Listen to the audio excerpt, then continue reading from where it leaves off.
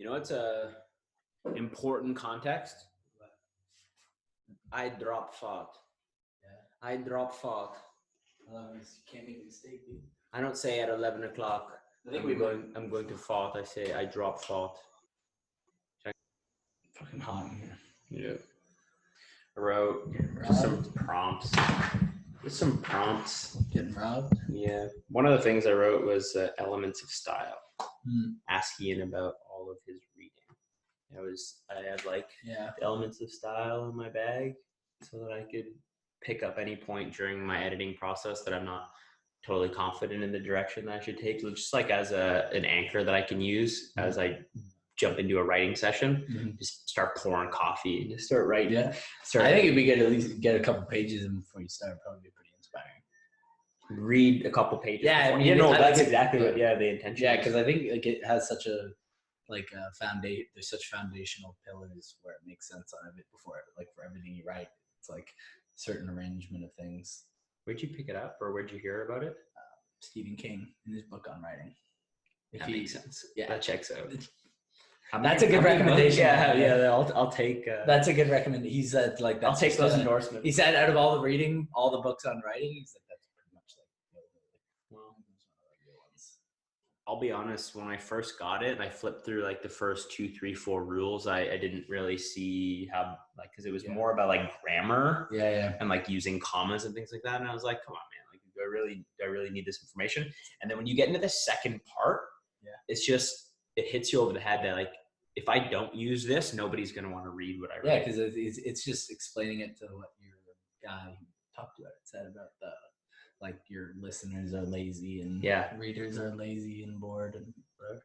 Yeah, for the book, I'm following a specific book writing structure. It's specifically for nonfiction. Yes, we should say. And it's a guy. Yeah, it's already recording, man. Oh, it's already going. It's a guy named Tucker Max, and he wrote a couple best-selling books when he was younger about being drunk and stupid in college and stories about picking up girls and things like that. But anyway, he transitioned into coaching people how to write nonfiction books because he wrote a couple New York Times bestsellers. The process is called Scribed Book Method, and one of the things was that the writing portion of it is for you as the writer, is you get to get all your ideas out. It's really cathartic, just to everything that's in my head, all these jumbles of thoughts as you talk about, and actually putting them in a cohesive structure. It's for you, but he said the editing, that's for the reader.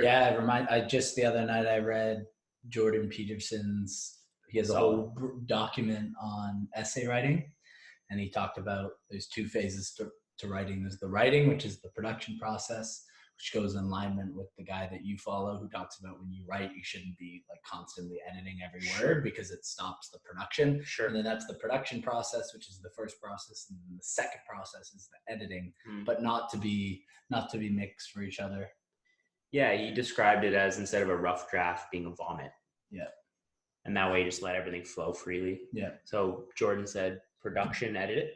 Production, edit, and then vomit, edit. So yeah, they're definitely aligned with each other. And I actually found, because we were in BC in 2020 during our summer road trip, when I wrote most of the book, and the actual letting the information out was a lot easier than coming back now and trying to refine these ideas. Yeah, and he talks about the importance of writing in general. He's equating it to Jordan Peterson talking about essays, but he's talking about being able to, the primary reason to write is to figure out what you think. And so you can, to your point, refine the ideas, because writing is refined thought, so that you can have better ideas and function better in the world. Because if you can structure your argumentation through, let's say, an email, but even when you speak, Christopher Hitchens talks about you can speak, you can write, and if you can write, you can speak.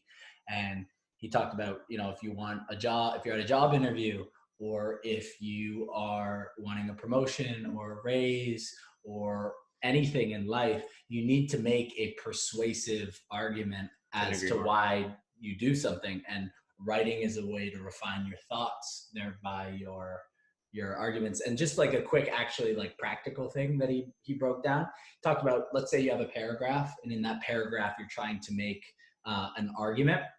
in the refinement process, in the edifying or the editing process, he talked about instead of just looking at the paragraph in itself, separate all the different sentences, like a space in between them, like sentence 1, space below that, like tab below that, the next sentence, and see how they logically flow from a sequential standpoint, and it just gives you another way to look at it. This is when you get to editing. This is in the editing process, not when you're originally writing. Yeah, because with Scribe, that reminds me of a couple things. The first is with Scribe, the one that I just talked about that Tucker Max outlined. He said there's 3 rounds of editing. The first round of editing is where you just make sure that you have all of the content, that it makes sense, and that it's in the right order. And he said once you have the book in that format, then you go line by line. Yeah. So that could actually be really helpful. Just make a space after. And that's what he meant by make sure it just like perfectly one sentence into the other. Yeah, it just allows you to actually look at it in itself in a better way. It passes the eye test. Yeah, it makes sense. That makes sense. Yeah, it makes sense. Yeah, it checks out. Yeah. The other part that he really emphasizes in the editing process, especially in the publishing of the nonfiction book as well, is making sure that it's the best book that you can write right now. It doesn't mean the best book in the world, because a lot of people shoot themselves in the foot by trying to make it perfect. Yeah. Versus being what I can deliver today. Yeah. Right. What's the best thing I can do now? So, the book I can write in 5 years, the book we can write in 10 years might be better than what we can write now. But I don't want to get in my own way of being able to put it out. Yeah. Yeah. It doesn't make sense to set yourself up by comparison to some unattainable ideal. You just start dribbling a basketball and you're comparing your jump shot in terms of like, am I close to Michael Jordan? Is it close? I'm not going to compare myself to Herman Hesse or Jordan or Stephen King yet. Maybe in 2 decades of writing. The other thing that it reminded me of is the first video series that I ever made was I Will Teach You to Speak. Yeah. Yeah, the I Will Teach You to Speak video series. I made like 9 videos about like public speaking and vocal variety and how to prepare for presentations and things like that. And one of the first things that I talked about was just communication as a skill.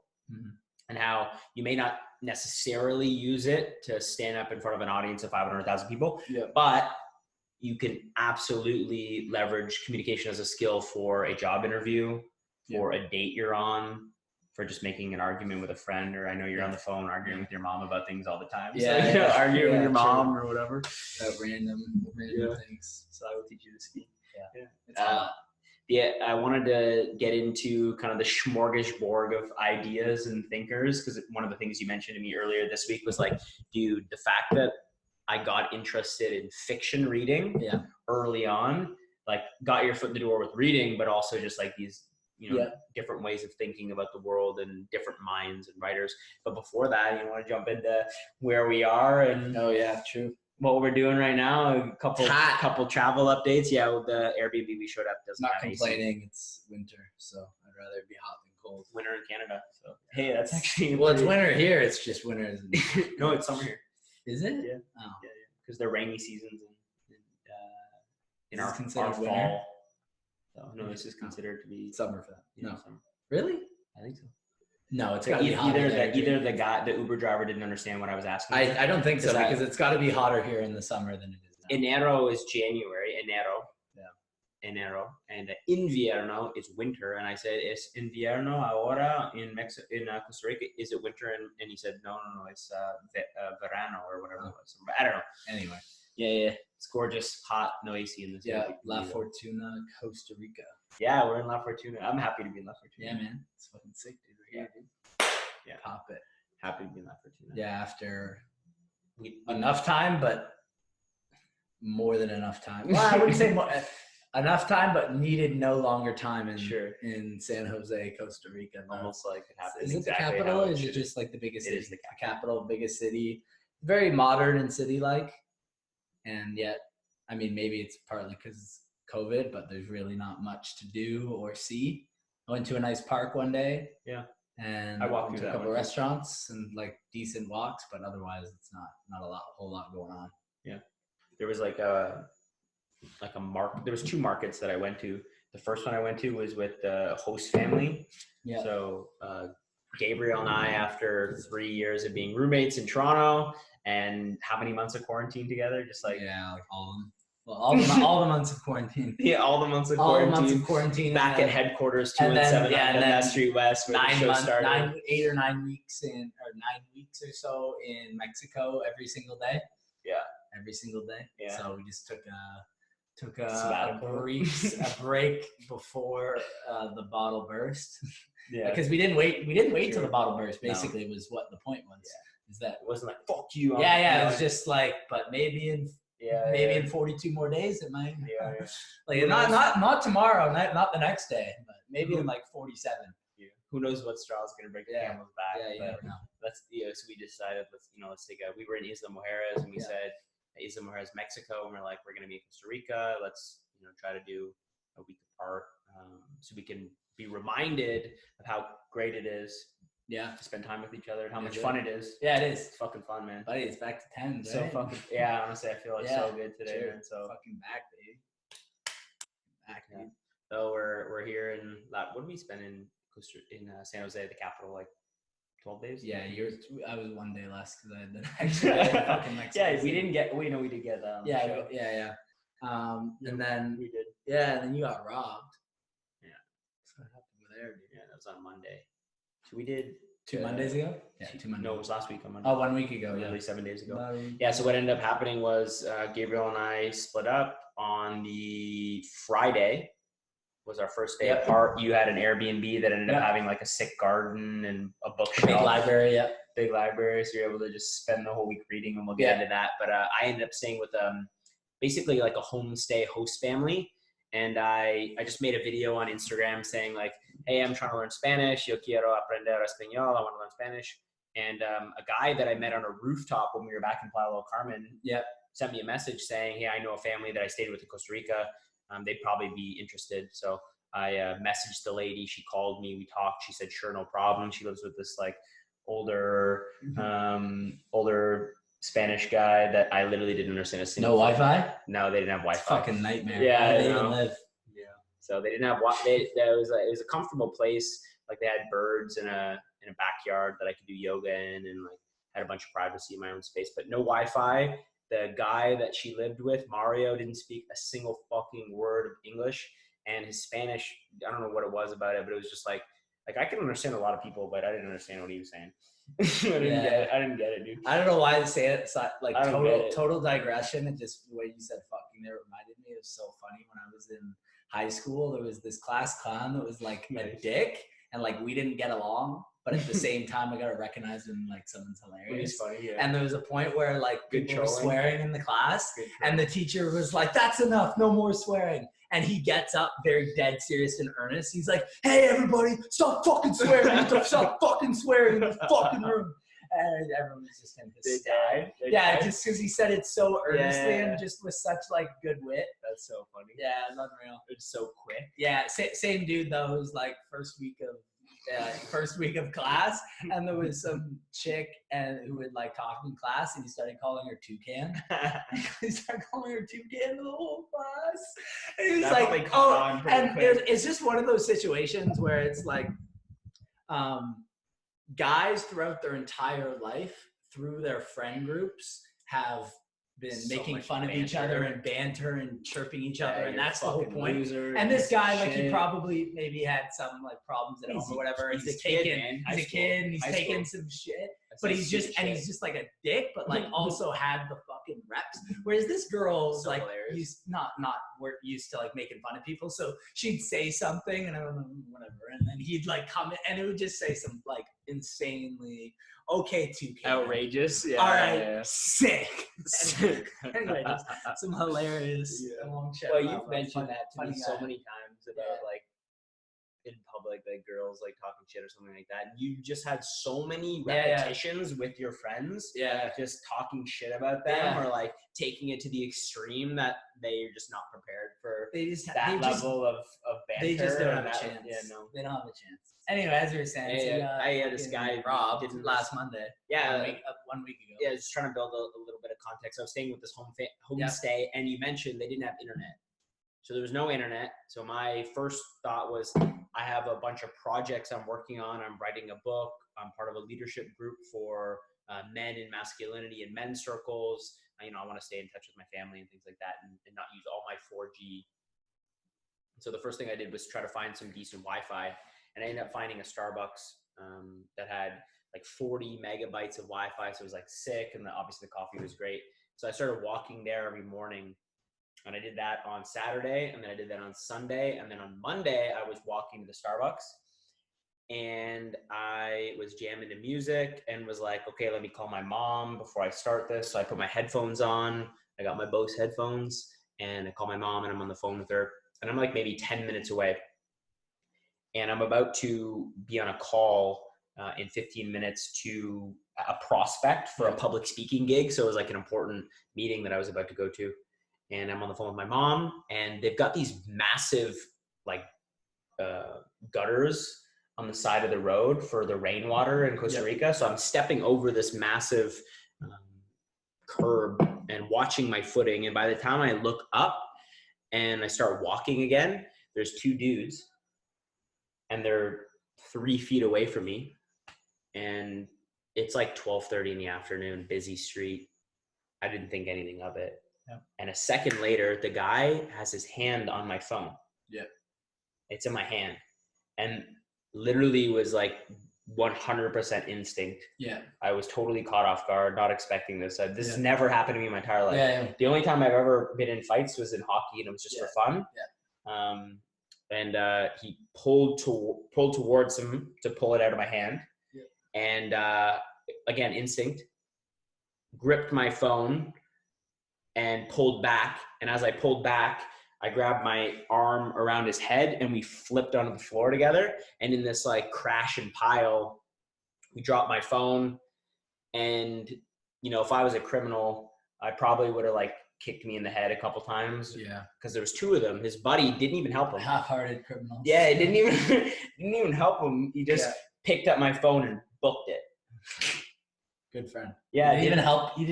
He grabbed the phone instead of helping his friend get free from a guy grabbing He could have curb stomped me or at least got you off of his friend. Pushed me off or whatever it was. But so we're wrestling on the floor now. My phone drops. His buddy picks up and runs away. Doesn't help him. And again, just like it's all happening so fast, and yet it seems like it's like fucking slow motion, which is crazy. And we're wrestling on the floor. He's trying to get away. He's trying to play dirty, like grab my crotch and shit. So I'm like, he's trying to grab. That'd be where I'm going knees to the face. Yeah. So anyway, I've never, like I said, I haven't been in a street fight before or anything like that, so I didn't elbow him, or I know you would have. Man, if someone grabbed my crotch, I'd be like, "Oh, we've gone past the regular what we're going." It'd be over at that point. Anyway. So my just like I'm like yelling for police. I'm like, help, police, help! He stole my phone. Please help!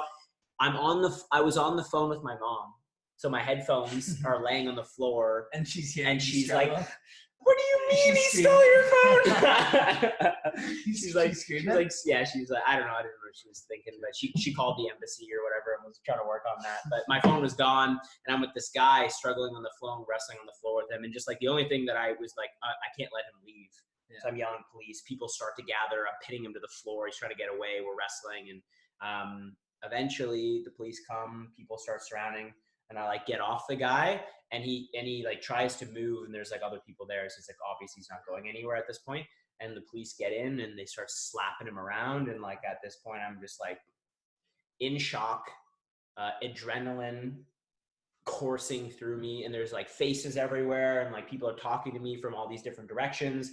I don't speak very good Spanish yet, so like I don't really, it's like broken, like I don't really know what they're saying. Yeah. The guy that literally robbed me is right beside me, so I'm like, what the fuck am I gonna do? Yeah. And then at that point I was just like, I knew it was over, so I just stopped.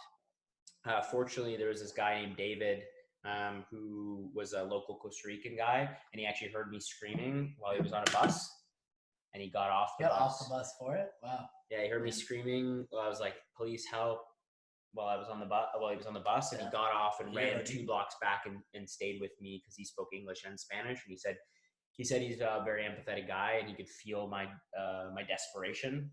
Yeah, that's good. So he stayed with me, and then kind of the rest of history from there.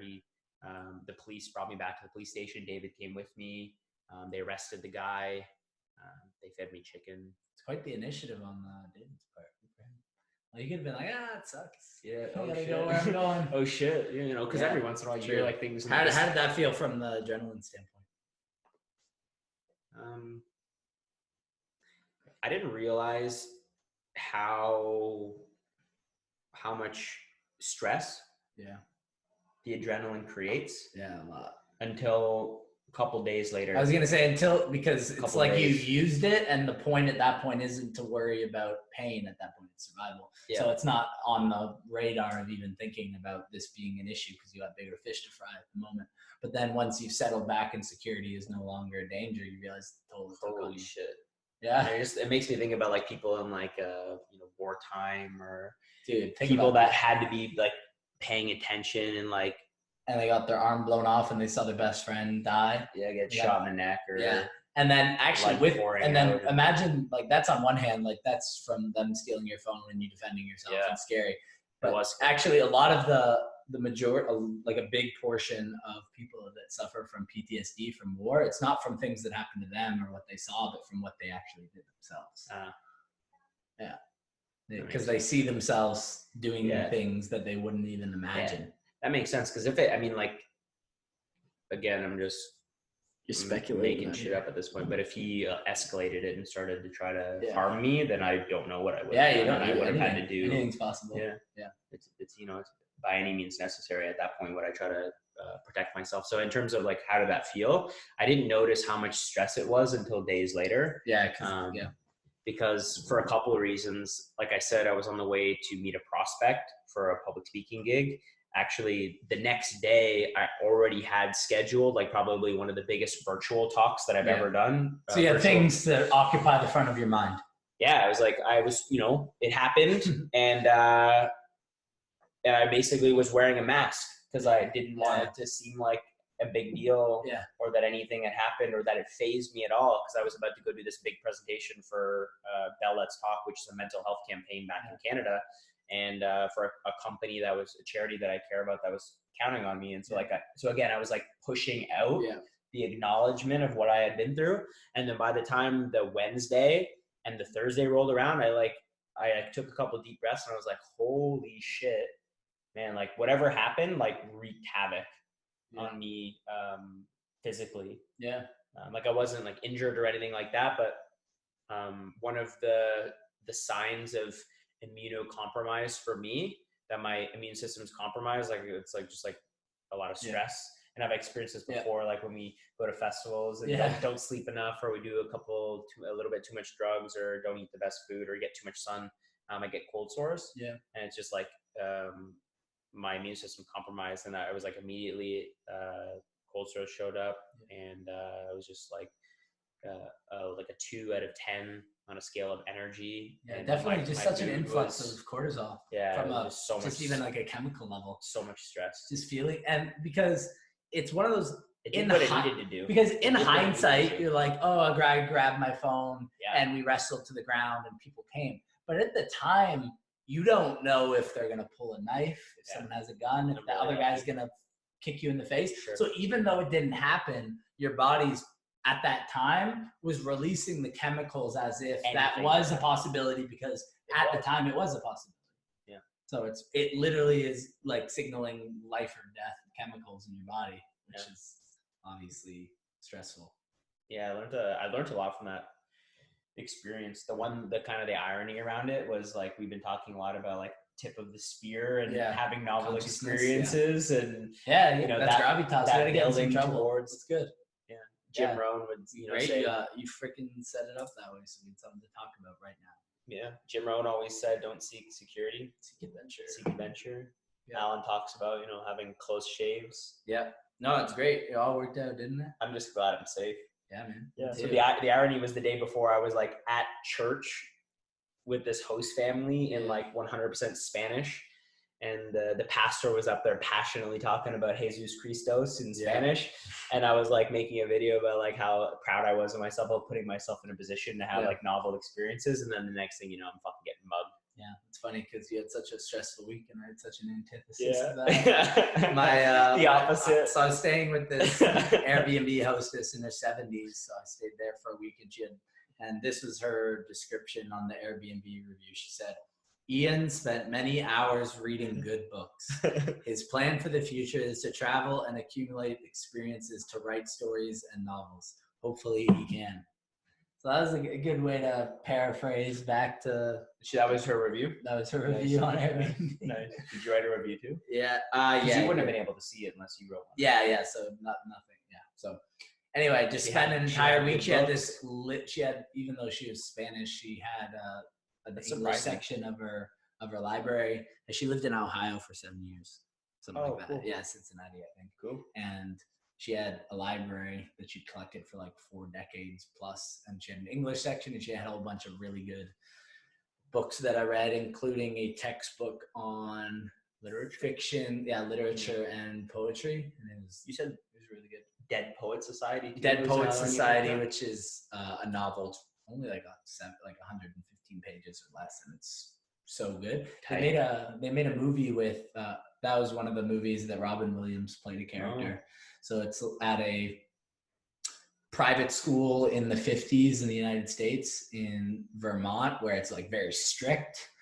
From Alan Watts, there's prickly people and goo people. Sure. It's like very prickly, by the books. Like these are impressionable people. Yeah. You need to be a doctor, a lawyer, literally that. And then it was like a new teacher who they made a movie of it, which I watched last year with Robin Williams, and it was one of the movies that, although funny parts, wasn't a comedy that he played, because he started off as a comedian.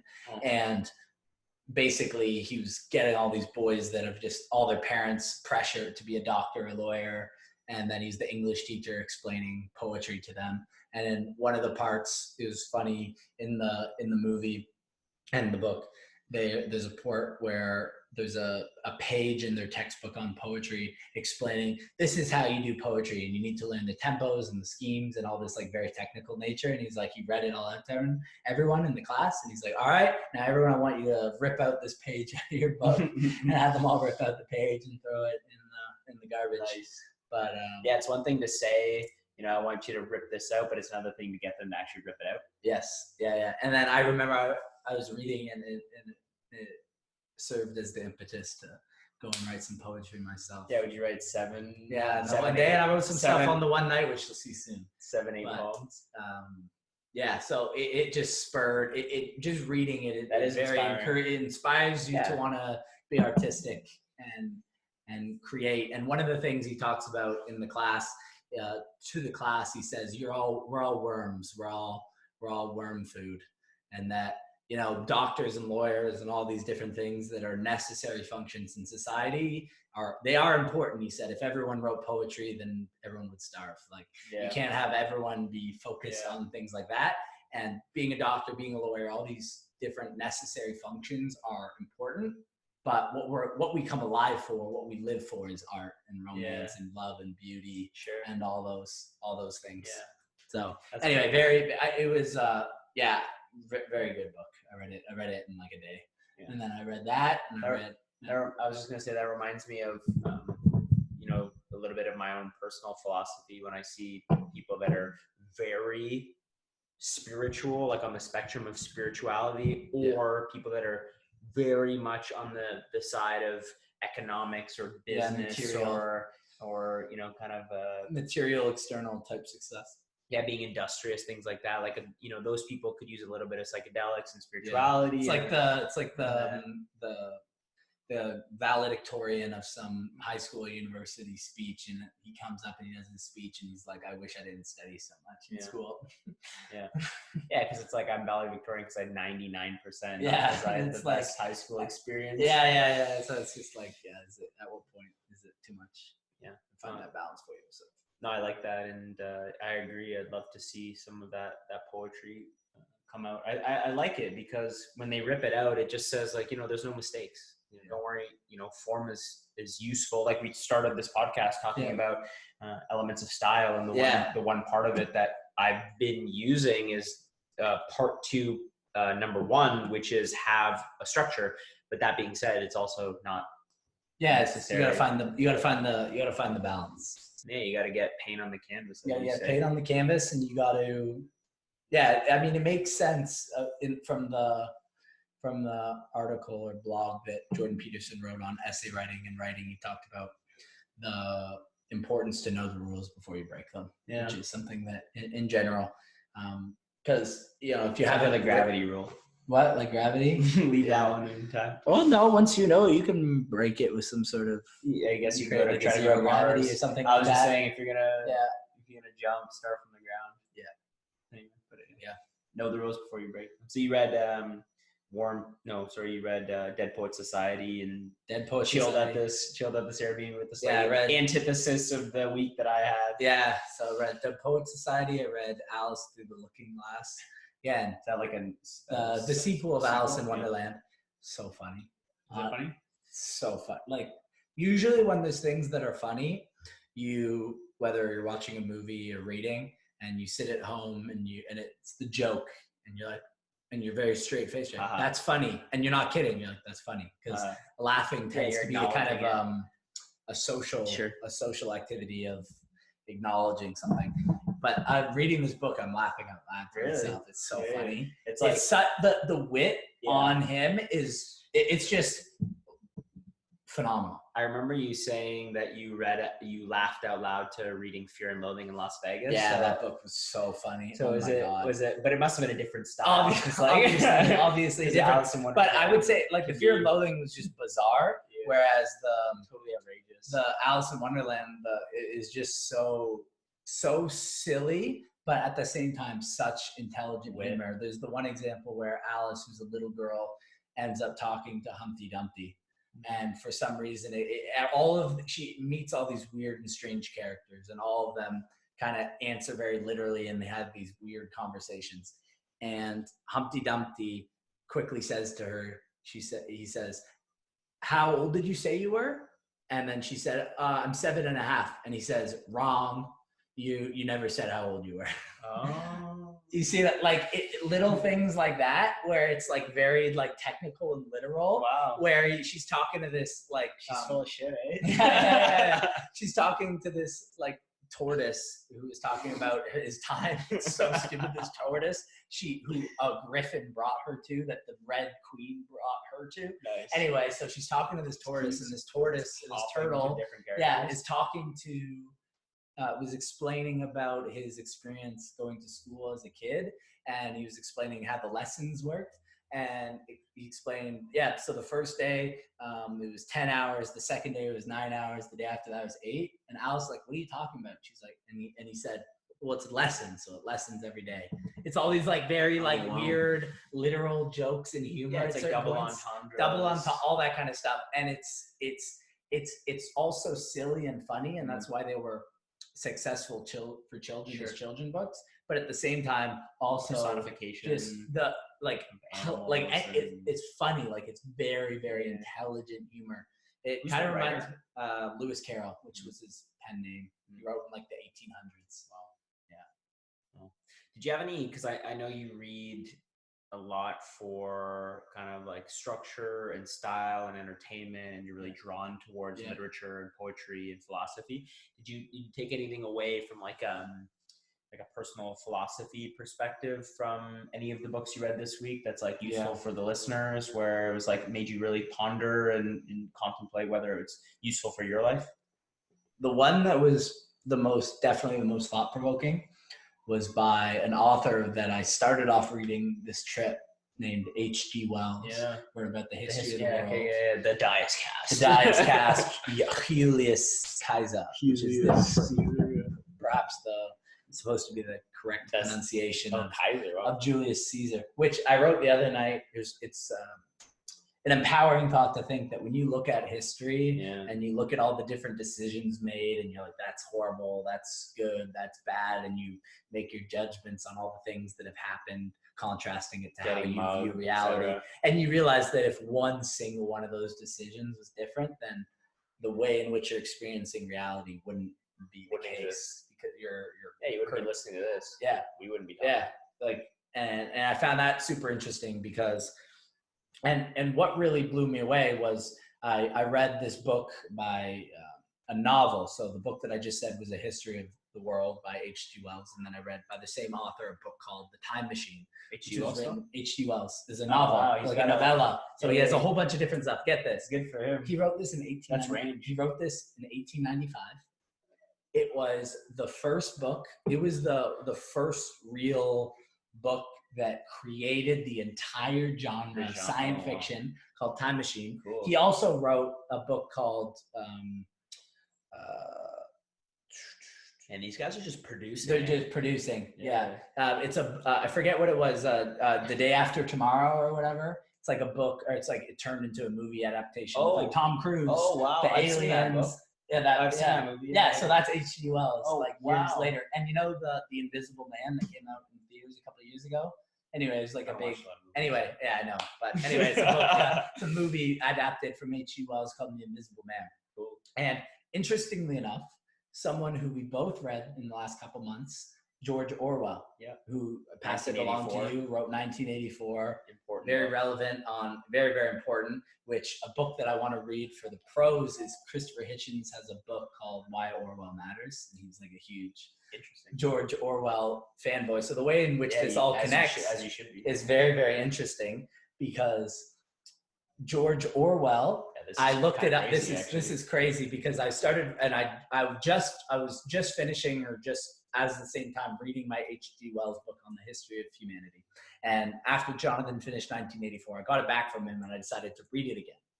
The introduction for the book was about the author, about George Orwell. And in it said his biggest inspiration was H.G. Wells. I found out that George Orwell was a pseudonym that wasn't his actual name. And the G in H.G. Wells is actually George. So it's, I think it was Harold or something like that, George Wells. And then the biggest inspiration of George Orwell, the pseudonym, George Orwell. So, I wonder if that's a connection of like an either or, double entendre, or just a coincidence. But the reason why that is, and I read the history book and I thought it was great. It was so well read. But then when I read the 1984 and it said he was inspired by him, I was like, I wonder why this is. And I read this novella by H.G. Wells called The Time Machine. And it talked about this man who made a time machine. He went into the future and essentially humans in the year 800 something thousand AD. And humanity had broken off into these two subsects of humans. And he only met the first for his decent portion at the beginning, and they had basically shrunken, but they were all very prosperous. They just ate plants, they just chilled, they weren't very smart, and they just kind of got along and everything was fine. And they were just chilling, it was like paradise, and they're like silly. And then there was this other ones that basically turned into more like a negative ape-like figure that became very aggressive, and they lived underground. And basically I can't be able to go into like the full details of it, but essentially what stuck out to me and what definitely connected to why I could see how George Orwell would have made his name and been so inspired by him is he just had these incredibly astute anecdotes on human beings and civilization, and anecdotes and speculations around when there isn't difficulties and there isn't challenges, that the humanity kind of shrinks into a lesser state. It's kind of what you don't use, you lose. The necessity of the mother of innovation. Necessity is the mother of innovation. And then there's another saying where it says, bad times create strong people create good times create weak people. So it's kind of the gambit, the dilemma of someone who grew up in bad circumstances, made it, and then they have a kid, and then they want them to do well, but then they over-coddle them and make it too easy. And versus preparing. I just remember reading it and just being like, having to like put it down and think at times and be like, this is so intelligent. It's so telling of people. Anyway, it just it's great. Because there's some readings that you do where it's like an easy, light, kind of like bridge between the next like really philosophical or deep text that you go through, and this is one of the ones where you got to like give it space. Go for a walk, like contemplate it, consider what it means for your life. And just the whole week was just reading. I read a whole bunch of more than that. And I think I'm just like getting super excited about. I think it was yesterday. Too. What? Like yesterday, because we finally reunited and we were at the hostel for the weekend at Selena's in San Jose, which was beautiful. Yeah. And that was such a better than Day Tripper. Oh my god. Yeah, better than Day Tripper. Not Jenga of people. Like 40 people. It was like just like the perfect amount of people and cool people, vibrant, bright, fresh, and just like I was totally surprised because like I woke up a little earlier to work out, but when you did wake up, you were reading. And then like I went out for a walk and to write and work out. When I came back, this is when we're separate. Or this is when we're separate. No, this was like literally yesterday at the hostel. Right. And then I came back and you were reading, and then I was like, okay, I'm gonna do some Spanish lessons. So I did some Spanish lessons, and then I went for a walk, and then I came back and you were reading, and then I met David, who I mentioned, who was there when I got robbed and stayed with me with the police. And I met him for a beer because we were leaving San Jose, and I wanted to thank him again and just express my gratitude and get him a beer. And when I finished drinking with him, and I had a phone call I was taking, and I walked over near the kitchen, you were fucking sitting there reading. reading. Just reading. And I think it was interesting because I was talking to this girl at the hostel explaining my week at the older lady's place, just reading and just saying and we talked about caffeine, and she was saying how she recently had, for spiritual reasons, cut out alcohol. Iris cutting out alcohol and all these she was fasting things. Just doing all these different things. Fasting, And I was explaining how I was and I was asking her, did she cut out coffee? And she said no, I saw like one a day. And I was like, oh yeah, I crush coffee. I'll go through like 8 to 10 cups in a day and just like read. But I haven't always done that, and I will not always do that. Yeah. And she looked at me and she was like, I could see as you were explaining this before, there's some reason why you're like doing this. You want to just create this state because drugs aren't all bad. They serve a purpose. Totally. And for this period of time, it's clear that you just want to like really get in this information, and you're putting yourself in a state to be able to do that. And I think the reason why that is I'm spending more time. I am producing and I am creating and I'm writing. We're doing the podcast. Yeah. But I would say from a ratio of taking in information to creating information, my ratio is more of an influx, dramatically on the influx right now. Yeah. And I thought about this, and when you read a really good book or take a program like a Joe Dispenza, like Rewiring Your Mind, something that it changes everything by knowing that information. It's so clear. And then to think that the handful of times you've had that in your life, let's say it's even 10, even 20 times where you've really taken in that incredible paradigm-shattering information.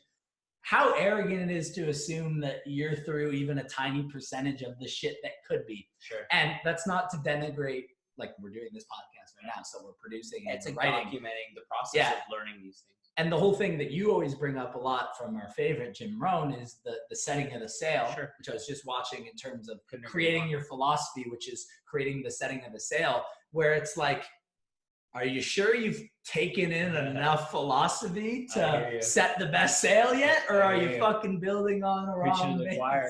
Yeah. So, and I mean, that's why we're doing this shit. Totally. I mean, and I think we're doing the intersection of traveling and having these different experiences. And one of the things with travel, it's interesting, is realizing you're the common denominator in your experience. Yeah. And we get very attached to our house and our routine and our grocery run and what we cook and the food and the day-to-day experiences. Our body, as you mentioned to me with Joe Dispenza, is we want to default to autopilot. We want to default to autopilot. That's why when you're bored and you're like, fuck, and there's that feeling, I don't know what to do. And you just get to pick up your phone. You get the nice opiate of Instagram and get your scroll on. Yeah. Well, one of the things that you mentioned there that connected with me is the importance of like people you spend time with, because literally every person you spend time with is helping you shape your philosophy in one way or the other, and your personal philosophy of the way that you look at the world. And we had a realization back in where were we, in Cancun, right before flying out? We were, on a cocktail of, and we were sitting there, I'm sitting on the floor, I'm breathing and meditating, and it just kind of hit me. And I was like, we remind each other of this often, but it's like, man, we're really fucking lucky to be sitting beside each other, talking shit, and influencing each other's philosophy on life. Big time. Because and then it just compounds, man. It really does. And back to Joe Dispenza's program, he talks about like a lot of the research that I had learned about brain development and the frontal lobe is that your frontal lobe is fully developed by 25. But he actually kind of gave me some hope that I still have some room for growth, because he talks about 35 and how most people have developed a personality by the time they're 35 that they just continue to live the exact same life in the exact same day and the exact same thoughts over and over for the rest of their lives, even if they don't like it. So, you know, we got some time to continue to shape and that personal philosophy. I think the averages from like a peer review, there's a study, Sure. aren't always applicable, or I would say are especially not necessarily applicable to those that are constantly learning and growing, because those are based on people that are the average person that are staying with their conditioning and the trajectory that's set out for them, where we have the potential to change. And in terms of kind of circling all these things that we've said in the last minute, I mean, I brought up Joe Dispenza to you.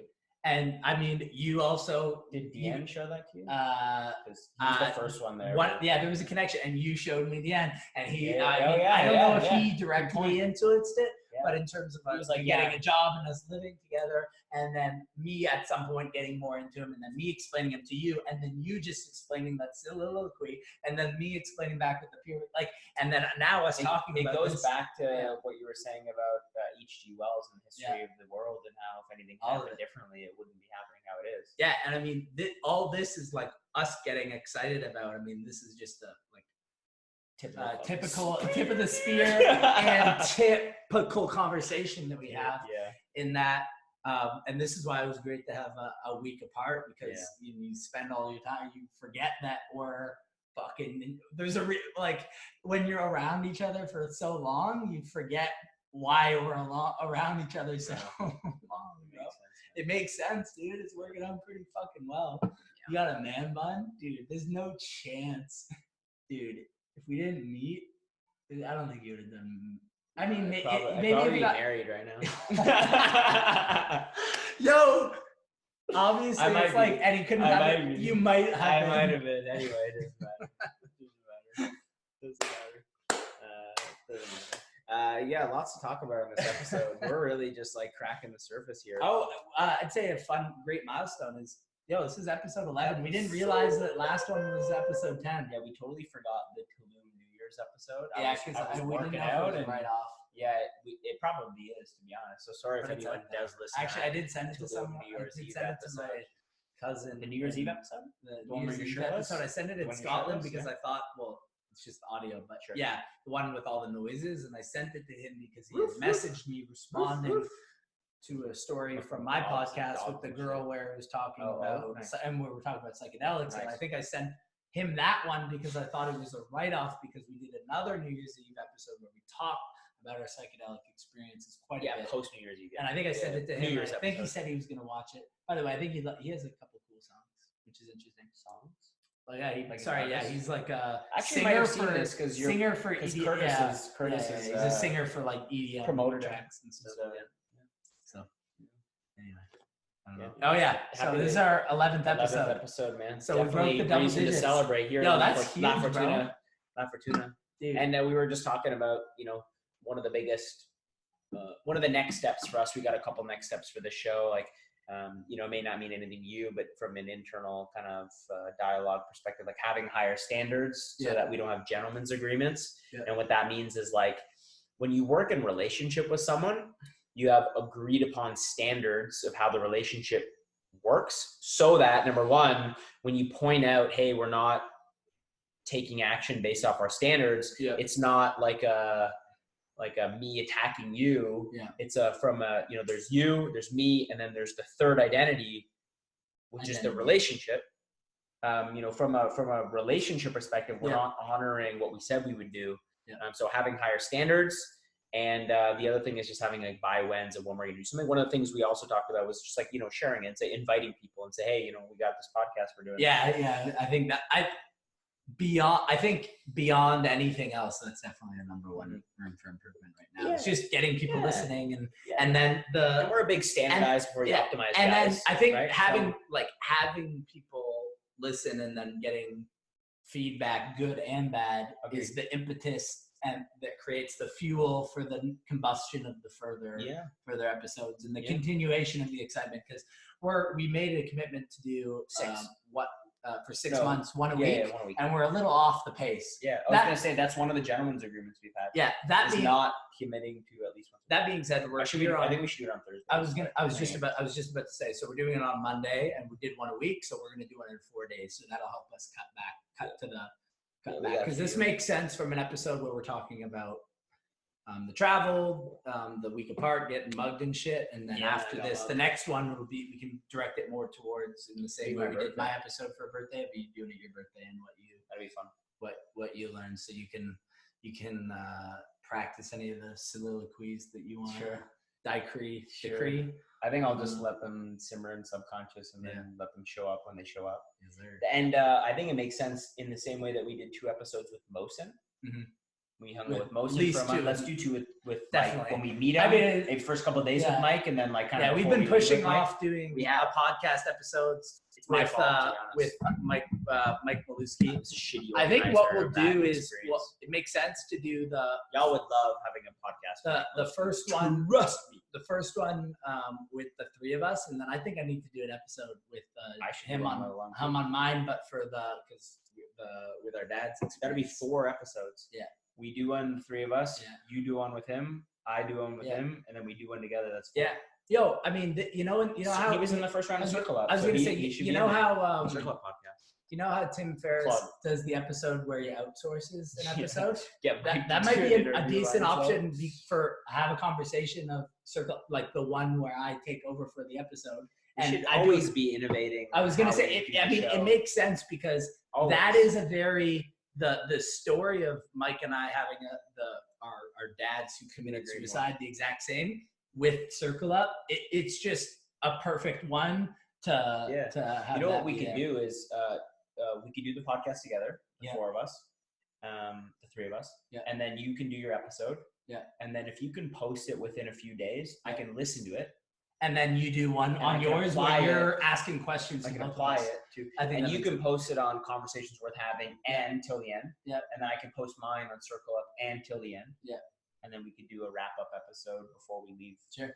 Santa Teresa, Costa Rica. Mike Maluski, this has all been decided without you. Mike's kind of game. Not that this conversation you're listening to. No, he's not. But we will make sure that you find out in some way, fashion, or whatever. Yeah, it was my bad. I dropped the ball in organizing the sometimes podcast, life gets in the saves you from what you think you. I mean, it's way better to have it in. I mean, if we can, it makes sense to have it in person. And man, totally. So our friend Mike, it's a gorgeous. He's got a gorgeous spot. Have you seen I saw that him and his fiance's pup. It's stupid. It looks, dude. Paradiso. Yeah, we're gonna be there. Paradiso. Yeah, we're gonna be there February 8th. Santa Teresa in Costa Rica. What else we got here? Do you mind if I just close off kind of like the learning lessons from getting mugged? Yeah, that makes sense. We went into you hanging out at the my old Airbnb hostess's place, getting a bunch of good reading in, and then Ian and I reuniting at the hostel in Santa Teresa, and I learned a bunch. It's funny, we're just learning, man. We're just learning because the first hostel we went to that on this trip was back at, Ian mentioned 3B. No, you mentioned Day Tripper. 3B Day Tripper hostel in Tulum, and then 3B in Playa del Carmen. Playa del Carmen was before. And just like from Playa del Carmen, being at that hostel, that experience taught me to just set better boundaries so that I could get the things that I am committed to done before the social aspect, because the hostel, you meet people, and it's just like by all these chance encounters, and I really let the fact that there were so many people around, it was overwhelming, get in the way of things I was committed to, and I sold out on my commitments. But this time at Selena's, when we finally reunited, I found a really good balance between being committed and then allowing the nature of serendipity. And seems like a good precedent, creating time at 25 years old in the first country you're in before world travel to figure that out. That one day at that one hostel tough, in the first country we traveled to, I didn't write as much as I wanted to. Oh no, it's a great time to figure it out. Perfect time. It really was. If you think about it, it was. Yeah, and I just felt, because that first time we were at 3B, I just felt like tired, and like I was pulled in a million directions, and my energy was off. And then this time it was like, okay, let me commit to what I'm committed to, and then after that, let go. Yeah. And that, gave me a great space. Having the boundary there. Yeah, having a boundary. And again, this was bouncing off this, getting robbed, and then doing this Bell Let's Talk speech for mental health advocacy in Canada. And I just wanted to kind of wrap my head around, the lessons that I learned from that experience. And it was, obviously I'm grateful that I'm safe. And that was like number one. Another good time to learn it, where it was two dudes that happened to really not want to be too violent to you. Yeah. What I've heard about, because you could easily see how you could have a bad taste in your mouth for Costa Rica, but it's not a Costa Rica thing. It's like, desperate times. These guys were opportunistic. They're really just petty criminals. They wanted to get my phone. When I spoke to the police, they said there's a lot of small theft and things like that, but not a lot of violence, not a lot of people get hurt, not a lot of guns. So I was, again, lucky. But what I really got away from it is like kind of the kindness of the Costa Rican people, and the kindness of people in general. Like, just a digression is, I was at the Starbucks all week, and I went into the Starbucks on the day of my Bell Let's Talk, Jack.org collaboration talk, and I needed to be there until at least 7:30, and they closed at 7. And I went up and asked them, like, hey, will you guys stay late? And they said, sure, because I had met them over the course of the week and was trying to speak Spanish with them, and they liked that. Just, being myself, being kind. And they stayed. The next day, I bought them like baked goods. And then the day after that, they gave me free coffee. So it was like, nice. I learned what you appreciate appreciates. Yeah, what you give, it comes back. You get what you give. You get what you give. I learned that, people want to be kind. People want to be there for you. People want to support you. And then the most important takeaway is something that I took from Landmark. And Landmark is like a personal development curriculum. They do it globally, but you and I did it in Toronto. Yeah. Speaking of Mike Maluski was the reason why I decided to go back and do Landmark. And the reason why I did it too. So. I did they have like 3 major pillars to what they call their curriculum for life. It's their Landmark Forum, the Advanced Forum, and then their Self-Expression and Leadership Program. And I did the Landmark Forum back in like 2015 or something like that. And then when we met Mike in 2019 or something like that, like December 2018, he was, him and a couple other guys from the office, Wingham is one of them. They had finished the curriculum for living, and hearing them and seeing how they showed up in the world and how they showed up at the office and kind of their energy, I was like, okay, maybe I should get back into that. And I did it. One of the things that we learned is, there's what happens to you, and there's what you make it mean. Yeah.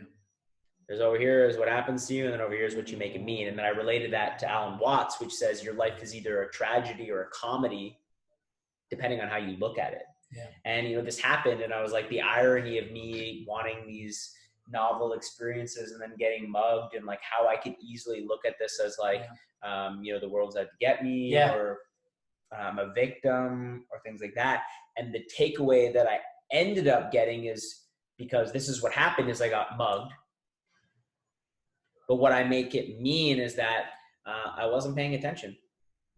Yeah. I was in a foreign country during a pandemic, walking through the streets, and overly complacent. And I had headphones on, and I had my phone in my hand, and I was just fucking, I'm in Costa Rica, I'm making, And instead of respecting where I was, and that I can listen to music or talk to my parents at any time, and that paying attention is more appropriate in the circumstance.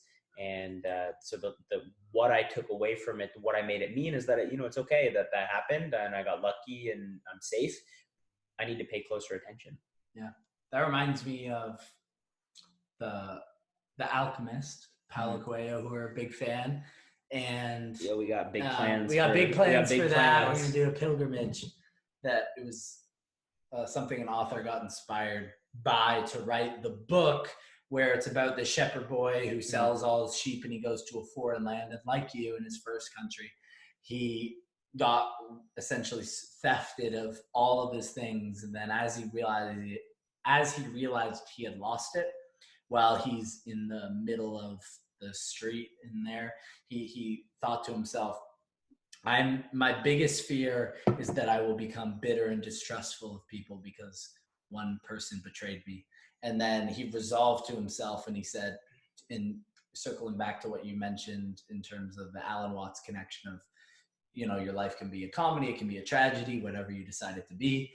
He said, the shepherd boy, after he realized he had all his stuff stolen, he said, I can think of myself as a victim, or I can think of myself as an adventurer in search of his treasure.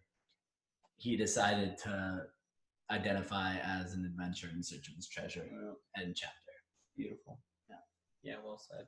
Yeah. So how would you relate to that? Yeah, no, I had it and then I was listening and I forgot. It was like, I was like, yo, this is gold. Something about bitter and trust. My biggest fear is I'll become bitter and distrustful of people. Yeah. Because one person betrayed me. Sure. Yeah, no, I think it was, again, just like choosing the way to look at the world. Oh, that's what it was. It was about like, this is what happened. This is the way I get to look at it. Yeah.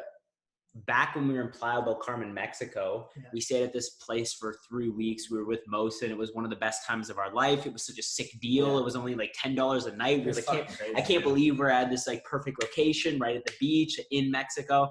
And on our second last night, or the last night, this guy breaks into our place and he steals Ian's phone. He steals his laptop. He fucking stole Ian's Pashmina, which is total bullshit.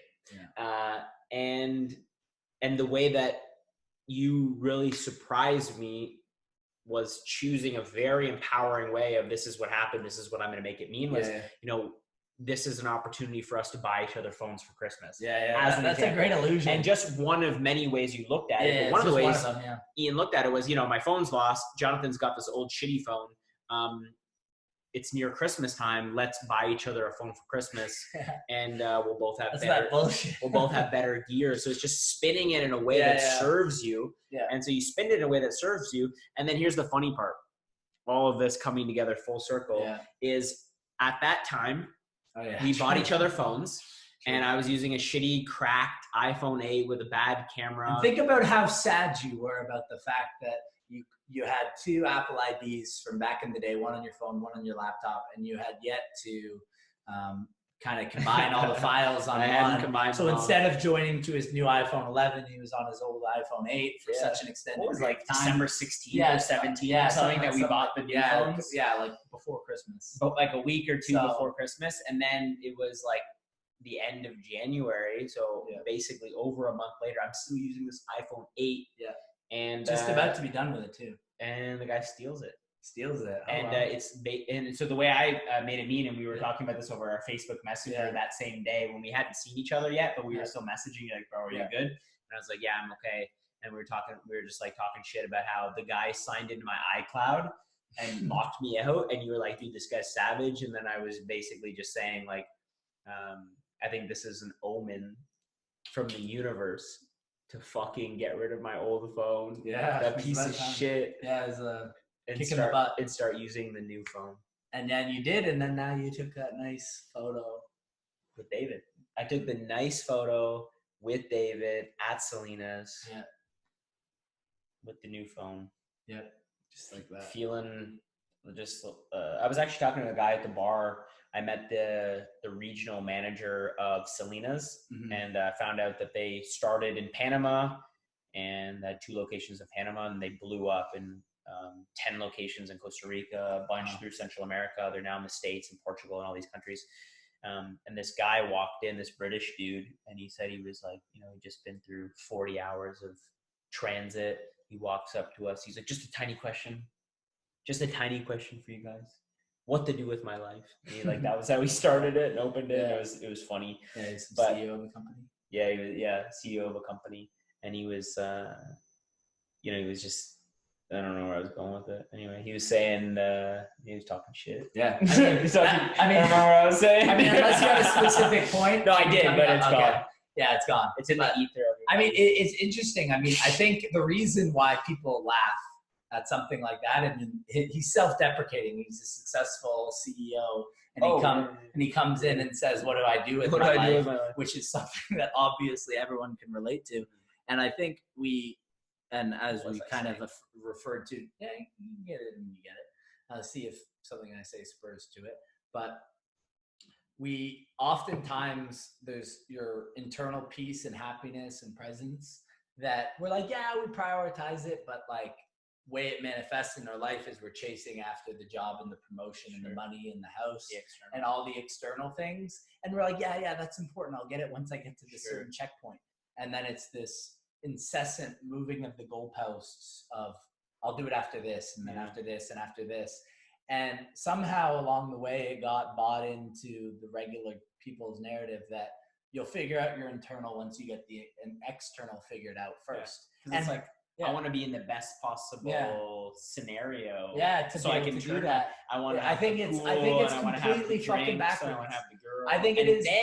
And then I'll figure out how to be happy. Nice Yeah, which makes no sense. I mean, we got to face this firsthand. It's just never going to be enough. It's never going to be enough. And Alan Watts, he said, people talk about, I work all the time. I just wish I had some free time. And then you give them some free time, they don't know what the fuck to do. We talked about and I can say this from firsthand experience because we got let go from our companies back in April 2020. We're now talking February 1st, 2021. We haven't worked since then. And there was decent chunks within at least the very first couple months where we have we're free, we have all this time, and we don't have to work. We have enough money to kind of get by frugally, and then we have all this time. We're like, and yes, we had certain projects we're working on, but then after those were done, it's like, what the fuck do we do? And you realize that we've been so conditioned towards being constantly working and incessantly at some sort of task that we never get down to taking the time to kind of focus on our own shit and our internal stuff.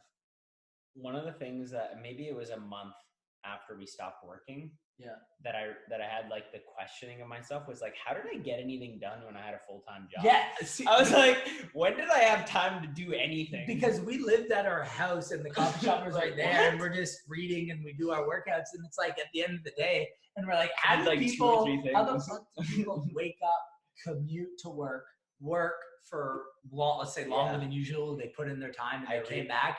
Let's say they went to the gym. When the hell? And then they did laundry, grocery shopping, cooking, and then you throw fucking kids into the mix. Yo, when do people spend the time on themselves? I realized that one of the sacrifices that I was making was my sleep.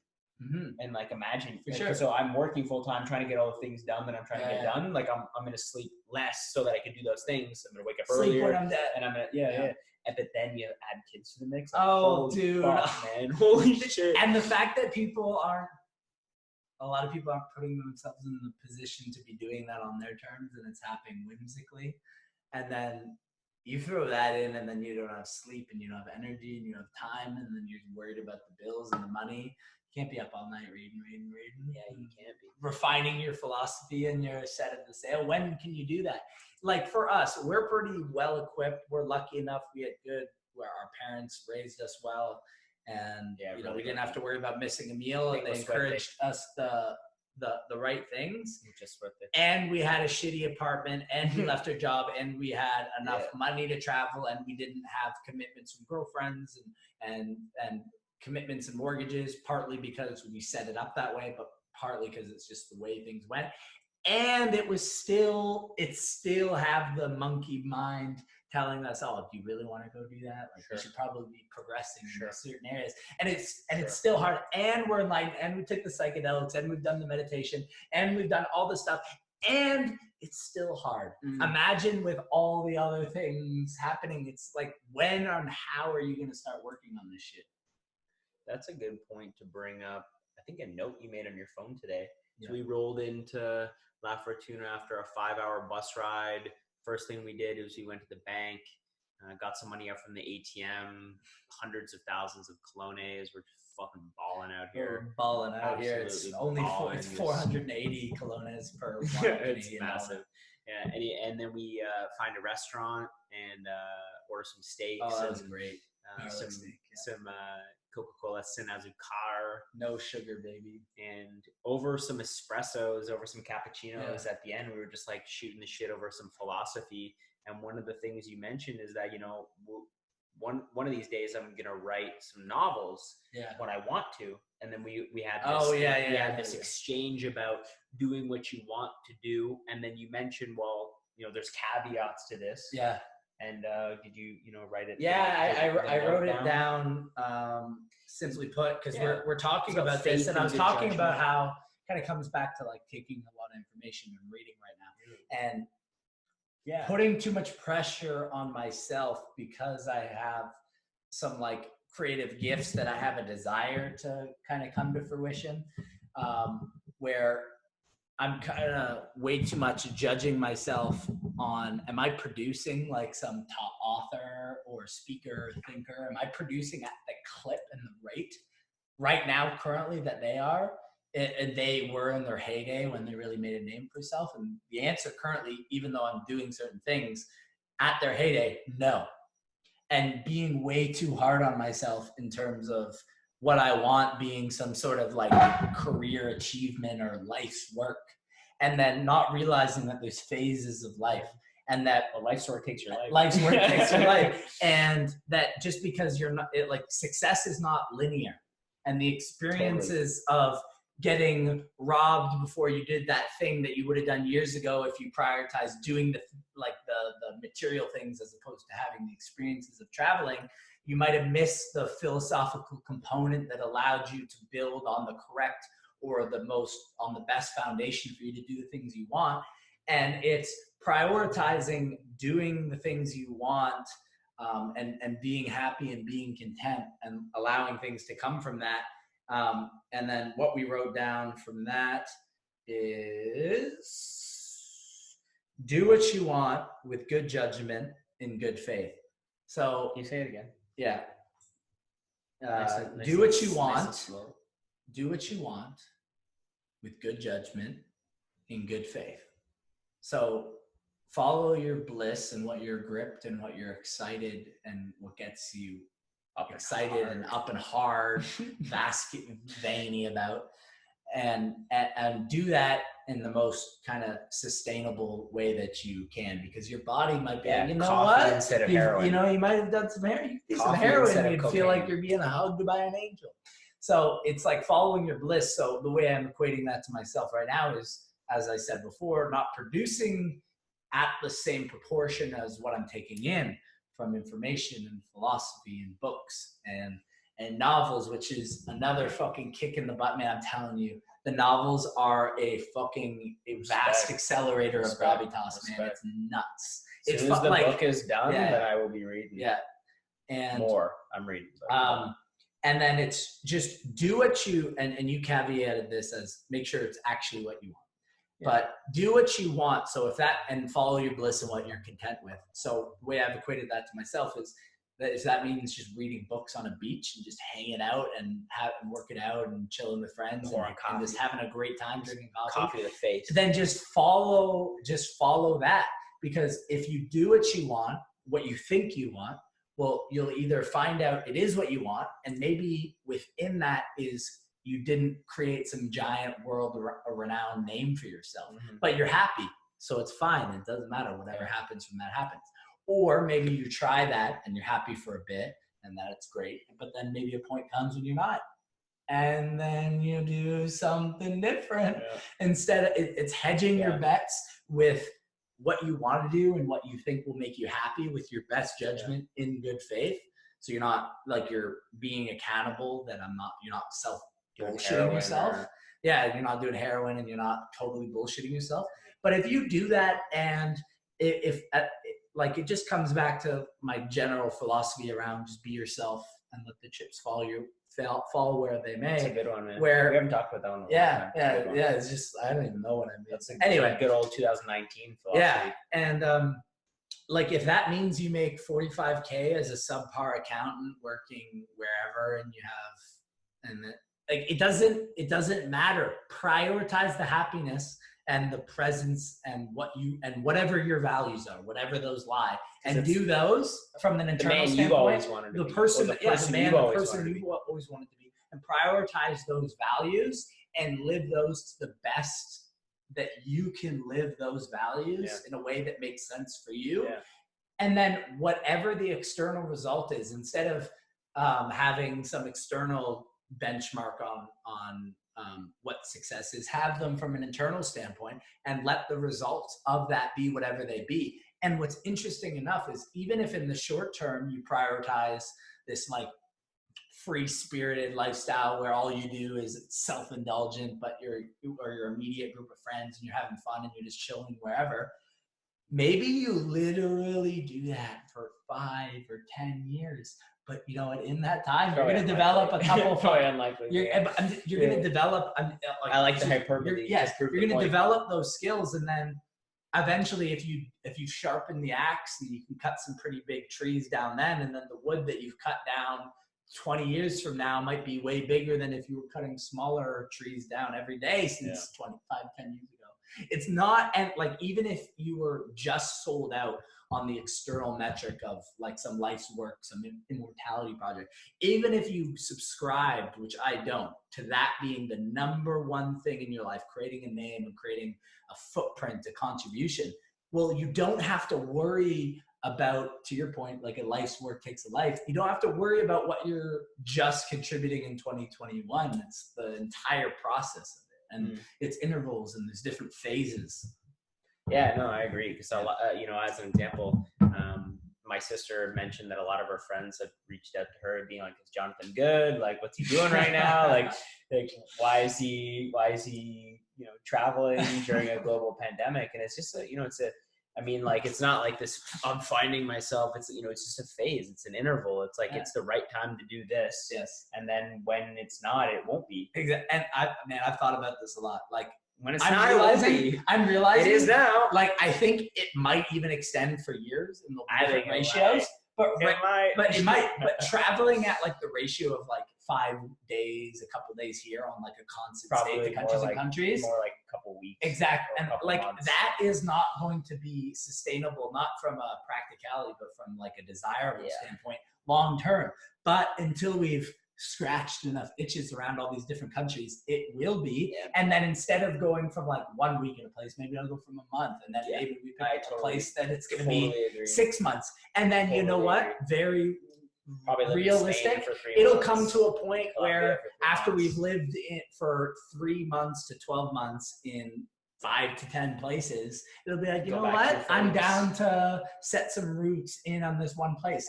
And then once you've done that, and you've the fucking like the piece, because you've set yourself up at training at all these different variables, and what is called altitude training, as Mark Manson said, when you're having all the changing of variables. Once you, at some point again in the future, restrict it down to a couple variables, and you dig your roots in one place, think about how fucking easy it's gonna be. Like, we're like, we have like literally thoughts in our head, like where are we to do laundry? It's and those things that just come up in different places, where that isn't gonna be the case when we go back to settle into a groove to one place, which I do think is interesting, because I was talking to when I worked at Good Life, there was this lady that had traveled a bit, and she was explaining to my coworker that was gonna go travel, and she said, it's really great, and when you travel and we can relate, you realize that you can become really close to people extremely quick, and you can really build those bridges. But what she said is, that's true, and it doesn't replace the deep roots that you create in terms of like real friendships, because it's like, I've been trying to reach out to those people. Yeah, because we can talk about how like a night, right? like Mike Maluski, which we're gonna have that experience. Mosin, Mark Yeah. Nguyen, Yeah. all these kind of guys. And it's like, we can, either of us, we have our time alone, we go travel, you can meet someone for a night or a couple nights, and you're like, damn, like, wow, like you really connect. And like we get along, and it's like we know each other forever. Alec, but it's like from exactly. Tulum, but it's like then you compare it. But then you compare it to our, and it's close. Like it's not even. It's not even hours. It's not even like you can't. There's nothing. The inside jokes got so nuanced that it was just noises to the point where we're so used to talking to each other that when we do this podcast, we have to kind of like gesture to each other and be like, "You're talking too nuanced to me understanding it." But it's more you telling me that than me telling you that. It's like you're telling an inside joke to the outside world, and it's like. Because for us, it's just like it's all like a continuous conversation. It's one dialogue. It's funny because like we're in like a social setting, and like you'll like look over to me and make a comment, and I'll be like, yeah, and then it's like totally irrelevant to everyone else, but I'm following along with the train of thought and context of where you're going with it. Yeah. To bring it back, to the front. to bring it back from like a 1,000-foot level to just like pragmatic and apply to your daily life. I think it was one of the first podcasts we talked about.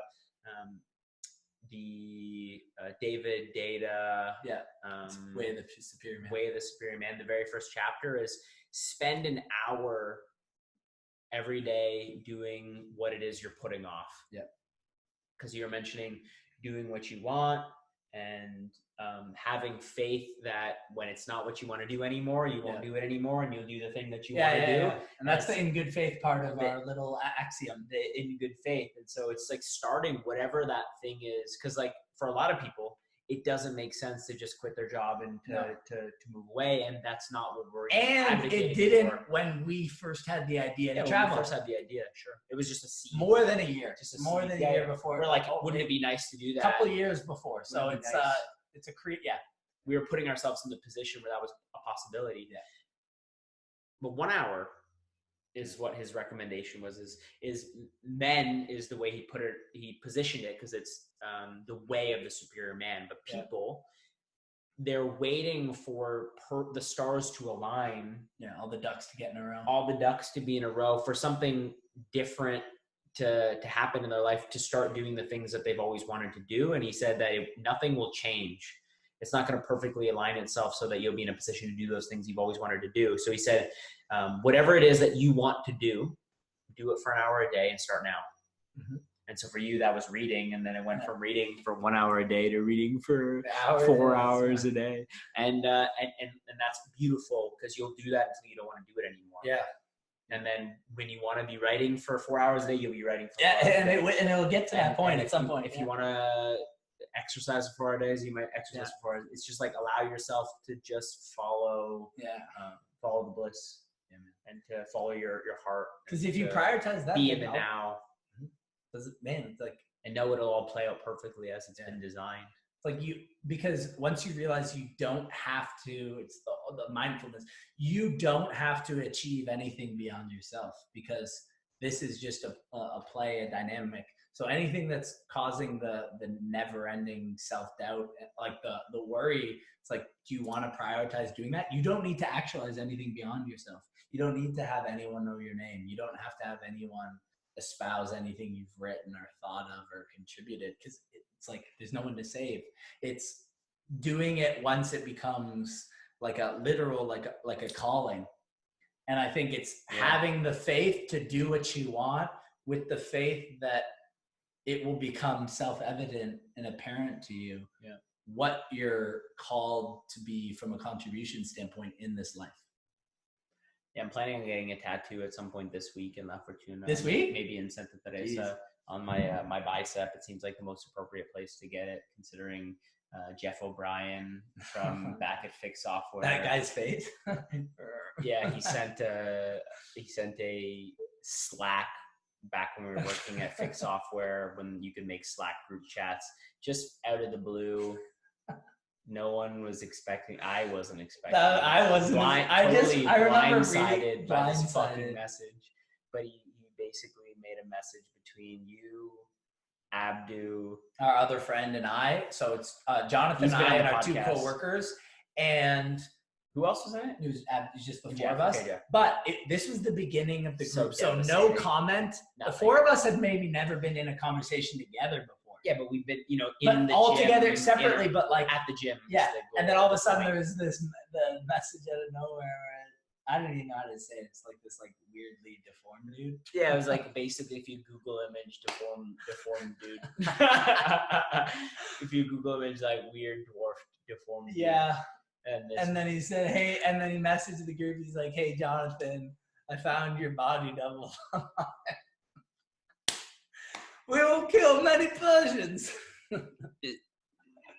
It was funny for me because the way I interpreted it in terms of what you made it mean, I was just like, I know he's joking and it's going to be taken personally and it's not personal and it's not true, yet it's funny. And there's a snippet of truth that in no way conveys actually how your body looks. Yeah. But it's just like a chirp enough with just like the truth of it is that like you're not as strong as you want and he's chirping you not being strong and then literally taking that to the vastest extreme. Literally the vastest extreme, but anyway. Yeah. So anyway, I'm planning on getting a tattoo that says commitment before ego. And for a million reasons is that relevant to my life. One of them being I used to be a gymnast and I competed for Team Ontario. And then my parents put me in trampoline because gymnastics was destroying my social life. Yeah. I was like 8 years old, 10 years old and training 5 hours a day, 25 hours a week before school and after school. And so they put me in trampoline because it was like way less training and competed for Team Canada in trampoline. So it was like strong, athletic, played sports. And then when I injured myself in 2014, you just like, I had a ton of limited range of motion and I couldn't work out and like all my muscle dwindled away. And I was this fucking like, my biceps are so small and I would be like, I would like be curling a fucking wooden bar in the gym, like wood, no weights, just wood. And Jeff would look at me while I'm fucking lifting this thing and he's benching like 275 or whatever he's benching.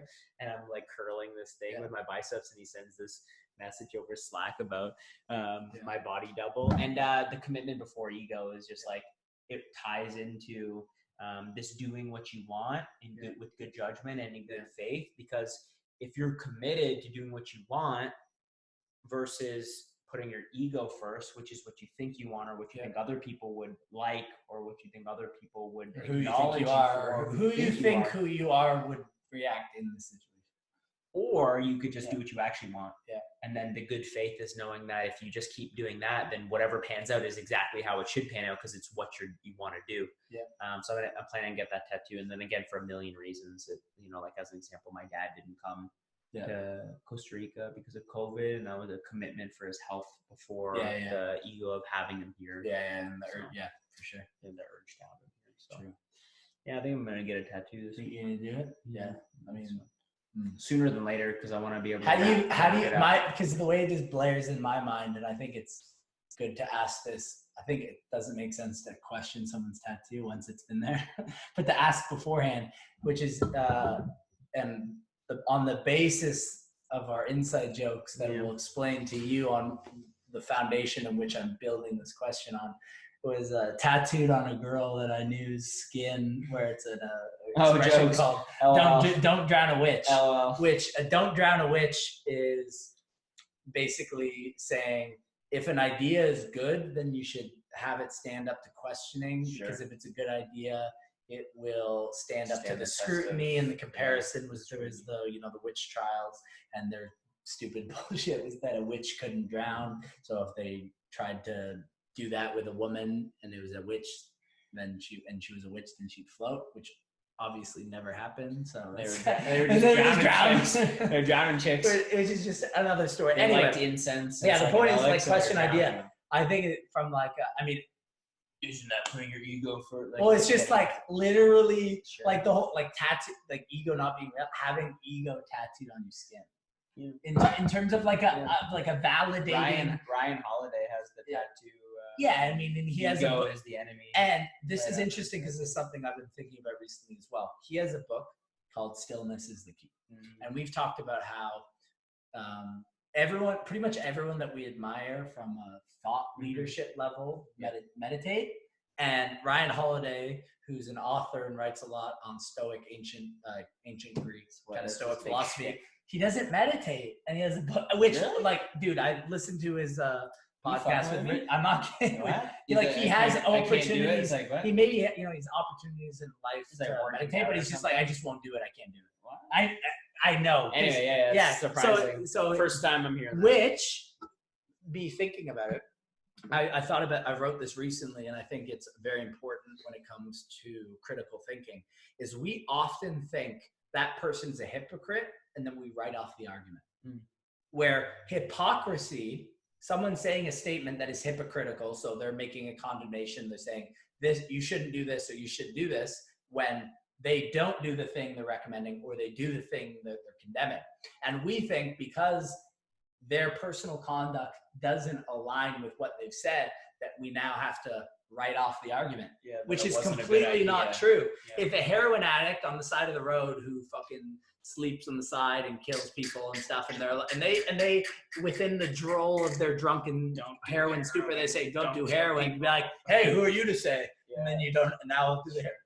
That's actually great timing, because yesterday in the evening I was shampooing and conditioning my hair, and when I got out of the shower there was like a big puddle on the floor, and one of the things that in my mind, without communicating to you, that I get pissed off at you about is like leaving puddles and shit on the floor. And I was like, I looked at the puddle and I was like, well, if I'm leaving the puddle on the floor, I can't say it to him. Can I really tell Gabriel that that he leaves puddles on the floor? And the answer is yes. Yeah, I can. And acknowledge. And then, the reason I brought it up to myself is because in the context of, there's you, there's me, and then there's the third entity, which is our relationship and our friendship. It's like, well, what's best for the friendship is me cleaning up after myself, but also putting in the space that, this is something that we should, mutually watch out for. It's like me saying like, hey buddy, you leave miscellaneous shit in around the house. And then you had fucking backpack and 19,000. But back to your point, you were saying, what were you trying to? It was just saying, just because something's hypocritical, it doesn't mean it. But related to the tattoo. Oh yeah. So I'm not even like question. I have no. How dare you? I am not. Yeah. Question. I am. What I'm saying. I'm not even of the position of like, prove me wrong. No one should ever have the word ego tattooed on their arm. I'm just like, from like a what I'm curious to know what you would think about that kind of concept. Yeah. Because to kind of, while you think about that, the way I've thought about it is, for example, I've tattooed the one that we have, and I have one with our family. And Eckhart Tolle says anything that is, and this would be kind of similar, it's kind of jokes, in more personal, like obviously the more personal level way that we have it for us and family, as opposed to more of an aphorism. But this, having a tattoo of us and my family that I have matching tattoos with, that is a gripping to the way things are. And clinging to what it is. And I went forth with that, having that dialogue where I said, yes, and I'm going to do it anyway, because the whole Alan Watts is a funny. There's a quote with that where it's I will not go quietly into that good night, instead rage against the dying of the light. And like all things, it's finding where it's applicable and when it's not, and having this reinforces and confirms my desire and love for these people, that when it goes will cause pain, and I will say, so fucking be it. So I'm choosing it anyway. I'm choosing it anyway, just because, fuck it. Yeah. So fuck it, exactly. So I'm just curious as to if you've thought about that aspect of getting a tattoo like that. Yeah. Well, it's like ironic and funny, and it's personally meaningful to me. It doesn't need to be meaningful to anyone else. But in our men's circle, we have a code of honor. There's 15 tenets on the code of honor. The very first one is commitment before ego. And I think about the code of honor a lot. I have it on a little post-it note that I put in my wallet. And it reminds me that, there's all these tenets like be faithful to the men, be prepared, keep your word, be an example for children, all these things. But if I do the first one, if I do the commitment before ego, which is the one that I also violate the most, then a lot of the things that I want to happen in my life will fall into place, or I'll be able to at least live in credence with the desires that I have and how I want to live my life. But the first thing that comes to mind is back to one of the first personal development books that I've ever read, which was Think and Grow Rich by Napoleon Hill. And one of the concepts that he has is autosuggestion. Mm-hmm. And autosuggestion is like when Jim Rohn does his learn this skill or live a mediocre life YouTube 2-hour audio series. One of the very first things he talks about is the major key to your better future is you, because he's talking about personal development. Yeah. And he's saying the major key to your better future is you. And he says, the first thing you should do is move this to a Post-it note or a card that you can see every day. Yeah. So as to remind you. It's called auto-suggestion. It's part of taking it into your conscious mind and making it subconscious. It's like putting a mantra or something like that on the mirror. It's like by putting So where is the place that you would see it the most? That's right here. Yeah, you want right here, man. It's like the bicep is so funny because like Jeff, again, back to the reason why I brought this up in the first place is he posted that Slack message about my body double and always joked about how my biceps are so small. And it's because like I couldn't lift any weight because my shoulders hurt so much or my abs hurt so much or my back hurt so much. And it's just a reminder that if I start from where I'm at, if I meet myself where I'm at, if I keep my commitment first before my ego, then I'll actually do the things that are going to really help me. And I think it's the perfect place for it. Nice, man. So, I mean, it's fun and cool, and it's a hilarious illusion, and it's all we're all gonna turn into worm food in the end anyway. We're all gods that shit anyway. So yeah. All right. I think this was fun, man. This was super man. Cool. We're in La Fortuna. I'm in good spirits. Costa Rica, good spirits. We're fucking back, baby. So my friend. Until the end. All right. Good shit, bro. Episode 11.